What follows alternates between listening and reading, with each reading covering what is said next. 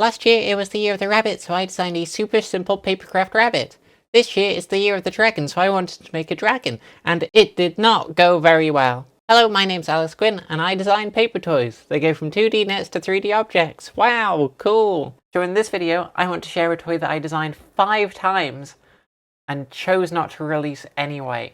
Here's what I started with. It's a set of 3 simple arcs that join together into something vaguely dragon-shaped. The arcs are made with one of my favourite paper engineering techniques, inverted cones. When you make a paper cone, you can invert it by pushing it inside of itself, and the flat template remains the same other than the additions of valley folds. This is handy because all those fold lines stay in a straight line, so they're easy to score, and the shape can be used in a bunch of different ways without adding a bunch of tabs to the structure. The arcs on this dragon prototype, for example, are just the outer perimeter of a large inverted cone attached to the back of another inverted cone to make a tube, and as an added bonus, the opening at the end of the tube is a square hole. That's all well and good, but I felt this prototype was too thin and spindly. The bottom arches were really awkward to assemble, and overall, not very fun.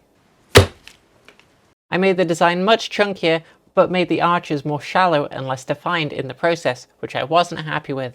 Although the head more closely resembles a Komodo dragon than a traditional Chinese dragon, I kind of liked it, so decided to keep this look going forward. I realised that once again the most complex part of this build was where the arches meet, because of how the shapes intersect. So I thought I could be a little cheeky and sidestep that problem completely. I was wrong. The plan was to make the arches end next to one another, offset slightly, so that the square ends of each arc sit at 45 degrees to one another. This looked absolutely brilliant on the flat template, but the built model itself left a lot to be desired. I tried adding some thick legs to make everything stand up, but they looked more like flippers than legs, and they didn't really offer all that much stability to the structure. I was now 3 prototypes deep on a project which I planned to give away for free at the end, and I wasn't really getting anywhere. I decided it was time for a drastically different approach. Sometimes the best way to get past a creative block is just to walk around it, but just to say, okay, this isn't working, I'll come back to it and try again later. Rather than using sandwiched inverted pyramids to make 3 distinct arcs, I would use 2 of them back to back to create one long serpentine curve and have the dragon standing vertically. I think deep down this concept has promise, but that promise is buried deep down. The main issue is that these curved elements change just how curved they are depending on how sharp the pyramid angle is. So if I squish the dragon, the angle increases and then it becomes more 3-dimensional and the curves pull inwards, becoming a tighter coil. That means to keep everything at the angles I wanted, I needed to find a way to lock these pyramid angles in place. Squish, squish, squish, squish.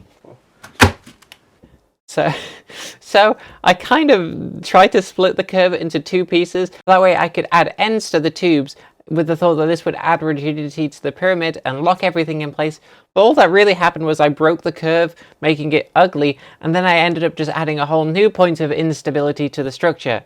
This is nothing. This sucks, actually. I'm 5 prototypes deep, multiple days into this design, and so I decided to simply stop. This free project was not a priority, it was just a little bit of fun, and now that fun has evaporated and it's starting to feel a little bit like a chore. It's not that I'm giving up, I am merely strategically ceasing. Those are different in ways that I will not expand upon. I just crushed all these and then realised I didn't film anything vertical for TikTok.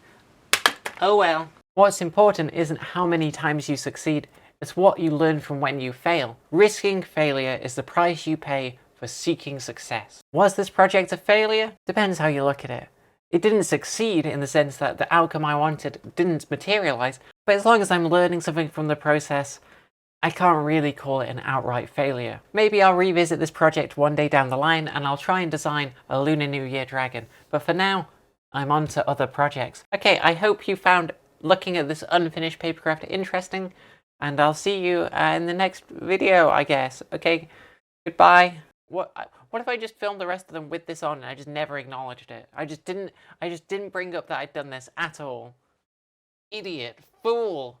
I look like the Jack of clubs.